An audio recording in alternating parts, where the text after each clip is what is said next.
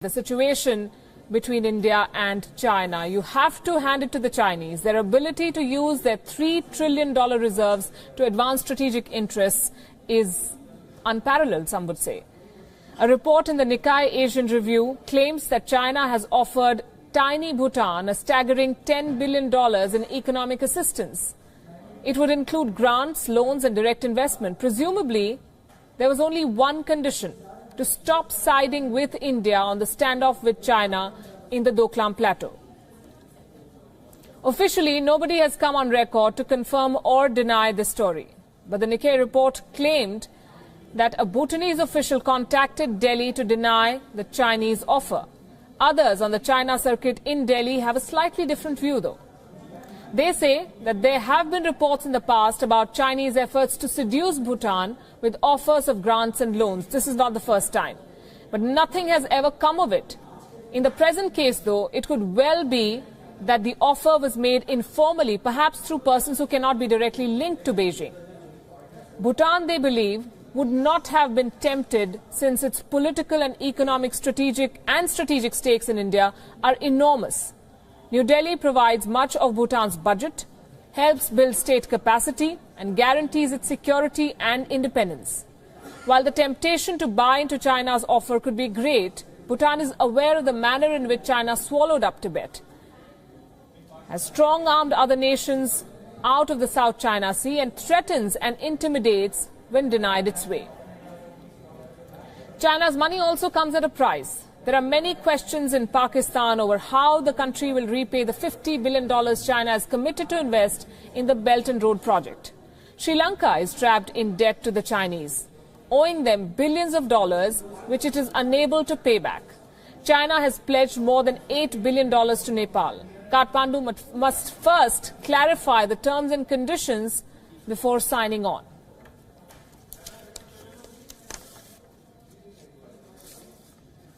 Joining us this evening from New Delhi, Professor M.D. Nalapat. He is a China expert, also associated with Manipal University. Ainar Tangan, who was also going to join us from Beijing, will be with us shortly. Good evening, Professor Nalapat. Are you surprised that these reports are coming out, and would you put it past China to try to do something like this?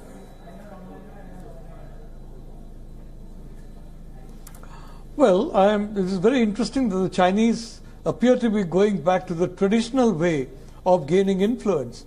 You know, the Americans and the Europeans under NATO, they basically rely heavily on the military to gain influence in places which resist their influence.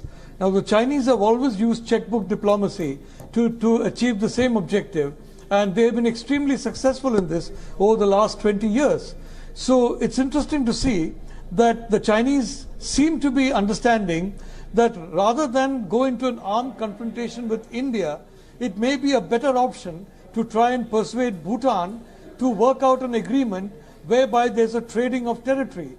For example, they trade the Doklam Plateau in exchange for some other territory or in exchange for an agreement on the overall border. So I think this is the traditional Chinese policy, and that they have reverted back to a traditional Chinese policy is a very interesting sign, because it indicates that Xi Jinping is in full control of the situation. If Xi Jinping were not in full control of the situation, he would have had to kowtow to the military, and the military in China, frankly, is no different from the military in the United States or the European Union. For them, it's shoot first and ask questions later, and they're champing at the bit to shoot. How do you see Bhutan's position? Some have said that being a tiny nation sandwiched between India and China, Bhutan can say very little. Whatever it had to say, it has said to New Delhi, and cannot be seen to be provoking China any further. Others say that India is fighting for its cause and Bhutan has kept quiet, and that the silence is suspicious and Bhutan needs the money. How do you gauge the situation?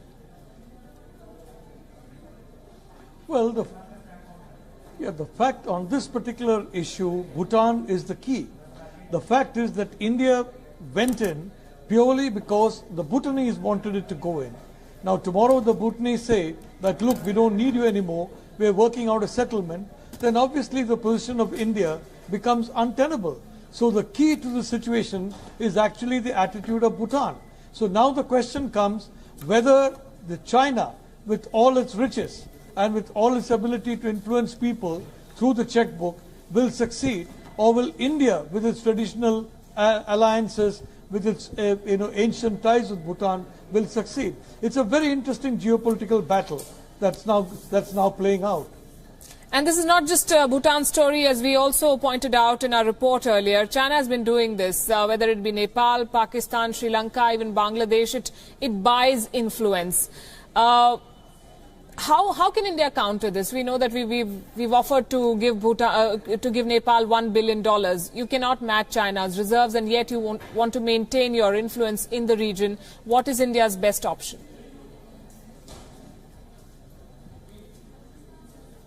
Well, let me remind you that it's not only Bhutan or Bangladesh or Pakistan that the Chinese are looking in terms of this kind of use of the checkbook. They are, in fact, giving an ample indication to India that they would like to make huge investments in India. Already they have a gigantic market in India in some sectors, such as telecom. They want to vastly expand that market, and it is an expanding market. They want to come into India in a big way in infrastructure, in energy, in telecom. There is some talk of Chinese tourists coming to India in large numbers. You had 110 million Chinese tourists last year. Less than 100,000 came to India. So now that the visa situation is much better, they're looking at 2 or 3 million Chinese tourists coming to India. So they have been looking, frankly, at the same kind of diplomacy with India. But so far, the security agencies in India have held the line and have said that we cannot get too close to China. And the main reason for that, of course, is the Chinese alliance with Pakistan. There is really no doubt that in some time in the future, China will need to choose, in a way, between India and Pakistan. The Americans have made their choice. It's India. In my opinion, if the Chinese are really interested in the national interest, they will make the same choice. They want to expand their footprint. They want to buy a piece of the Afghanistan pie as well. They're supporting Pakistan. They're saying we were not consulted. So China's ambitions certainly are much bigger than China's ability to do all the things that it wants to do. Having said that, I come back to the Bhutan question, and these are reports that have not been confirmed or denied, interestingly, by anyone. So the question is moot, but do you believe China engaging with Bhutan, or Bhutan rather engaging with China in the near future?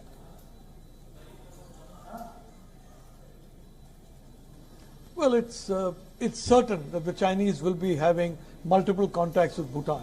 They may not be in India, they may not even be in Bhutan. They may be in third countries, countries in Asia, countries in Europe. It could be, friendly countries, so to speak, or countries where the Chinese can do this kind of talk with Bhutan without the Indian agencies finding out about it. There's no doubt about that. So I would regard the story as extremely credible. And if so, I would regard this $10 billion as a starting point, which they'll probably go ahead further, because the Chinese clearly want to do a territorial deal with Bhutan, and they want a deal in which they get the Doklam Plateau, which is of very immense security significance for India, and in exchange probably they're going to be generous on other parts. So I would say the story is very credible. Einar Tangan is with us from Beijing. Good evening, Einar. We are talking about China reverting to its old ways, offering money to buy the silence or to buy the loyalty of yet another smaller neighbor. This time it's Bhutan. A Japanese newspaper has reported that China has offered Bhutan $10 billion, and this is an attempt to woo it and to try to drive a wedge between India and Bhutan. Your first comments? I don't think this is a wedge. I mean, if you recall, a few years ago, this was the same deal that was on the table. I don't know how much money was involved or whether it was just aid. Bhutan wanted to take it at that time. India basically vetoed it. Now, what's fast becoming the situation is whether or not Bhutan is a client state of India or whether it has the ability to self-determine. If they want to trade that land, I think that's within their purview. I still believe that China and India must sit down and clarify their border issues. If there are concerns there, I think talking about it is better than sending troops in to sit there and make matters worse. But India has been saying we should sit down and talk. It's the Chinese who say talks are not possible unless you unilaterally backtrack. from Beijing's point of view, your troops are there. Obviously, Bhutan feels differently than India does. The question is India going to assert its views on Bhutan? That would be a very serious incident internationally. It does not mean that the simple solution is withdraw the troops, sit down at the table. Whatever Bhutan wants to do, let them do. They're a sovereign nation. Then India and China have to sit down and clarify these issues. But it's not going to be a situation, despite my good friend Dr. Malapat saying that China will have to choose. It could be a situation where India has to choose, and that does not make sense for either. The fact is, I still believe, I think Dr. Malapat agrees, that the relationship between India and China could redefine not only Asia, but the entire world.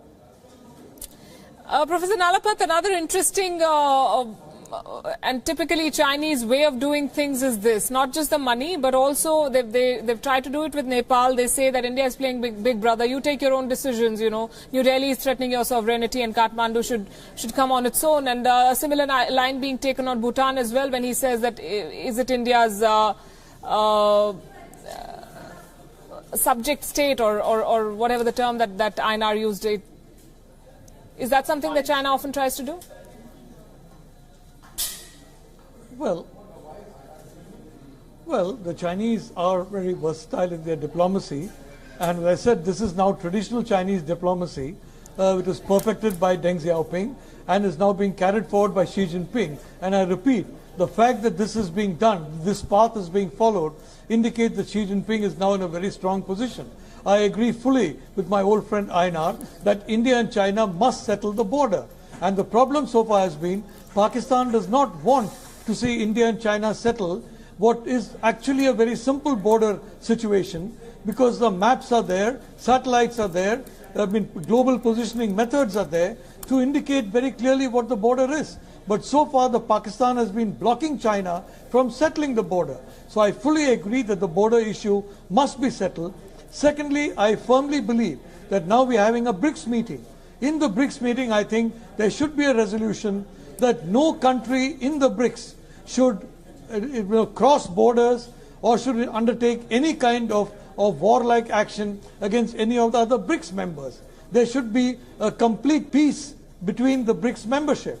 So I think all this is very important. But the problem in China is that the PLA is far too close to Pakistan. In Afghanistan, for example, the Afghan government is not going to like the fact that Pakistan is urging China to support the Taliban. Even the Russians are now looking at supporting the Taliban, which frankly were very nasty to the Russians in the 1980s in their earlier avatar. So the reality is China must look hard at Pakistan. It has to look at the religious terrorism and Wahhabism that is in that state, and China should not do anything to encourage this kind of Wahhabism, because ultimately it's a monster that will threaten them as well. Absolutely, and if only we could resolve Doklam in television studios, that would be something, but I'm going to leave it at that.